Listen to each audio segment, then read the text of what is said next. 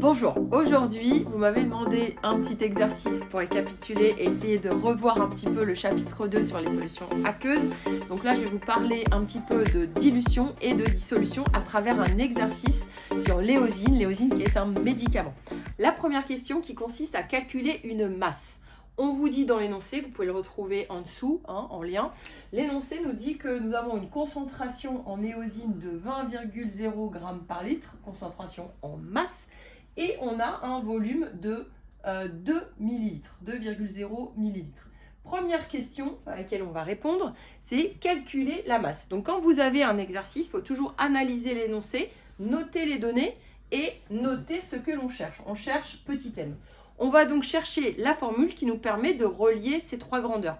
La formule qui nous permet de faire ça, c'est la concentration Cm égale M divisé par V.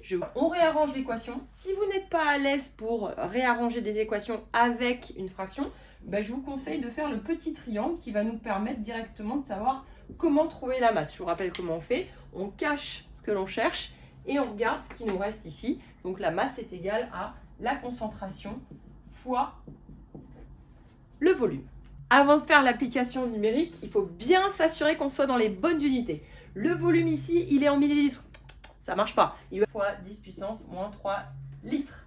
Maintenant, je peux faire mon application numérique. Donc, ça va faire 20,0 fois 2,0 fois 10 puissance moins 3 litres, c'est-à-dire 40 fois 10 puissance moins 3. Si je retiens le nombre de chiffres significatifs, la masse qu'on a calculée ici, en fait, de 4,0 fois 10 puissance moins 2 grammes, et on l'a mis ensuite dans un volume total de 2 millilitres. Ça, c'est ce qu'on appelle une dissolution. Quand on met un solide dans un liquide, c'est une dissolution. Le solide, je vous rappelle, ça s'appelle le solité.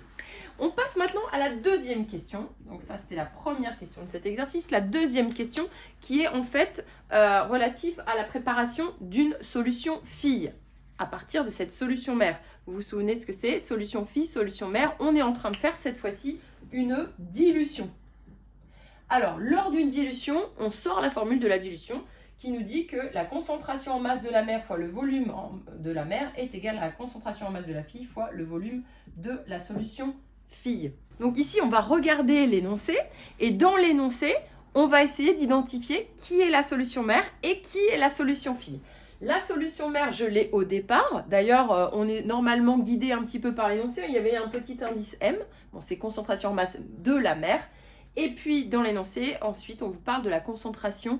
On cherche la concentration de la fille, concentration en masse de la fille. Je dispose d'une fiole jaugée de 50 ml. Ça, c'est le volume de solution fille que j'attends. 50,0 millilitres. OK ?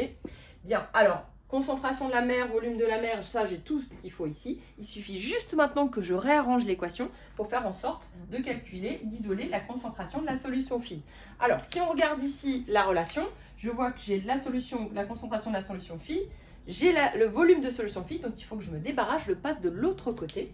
Ça, je n'ai pas touché à quoi que ce soit. Donc, je laisse concentration de la mer, volume de la mer, et je vais faire l'opération inverse de la multiplication, c'est-à-dire la division. Hop, ça va passer en dessous. VF, et je vais trouver la concentration de la solution fille. Je vais remplacer maintenant les valeurs. Il ne reste plus qu'à faire l'application numérique. Sur ta calculatrice, n'hésite pas à utiliser le quotient, la petite touche où tu as le numérateur et le dénominateur.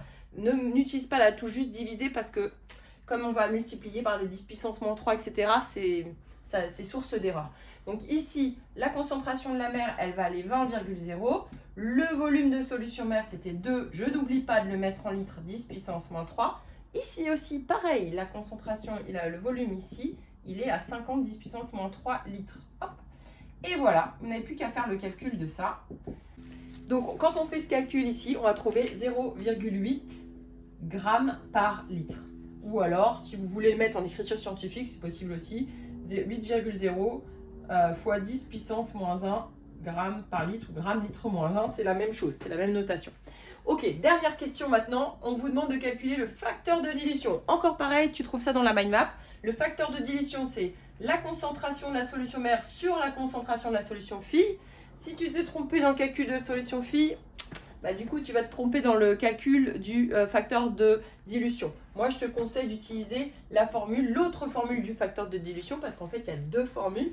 C'est le volume de solution phi sur le volume de solution mère. Là, pour le coup, c'est donné dans l'énoncé, on est sûr de ne pas se planter. Le volume de solution phi, ici, il fait 50. Alors, je peux le mettre en litres ou en millilitres, mais comme je vais tout laisser en millilitres, puisque le facteur de dilution est un nombre sans dimension, divisé par 2. Donc, 50 divisé par 2, ça me donne 25. Ça veut dire quoi? Ça veut dire que la solution, elle a été diluée 25 fois par rapport à celle que j'avais au départ. Voilà, alors n'oublie pas non plus quand même de réviser les techniques de dilution et de dissolution au niveau de la verrerie. Je te ferai une petite vidéo plus tard si tu veux.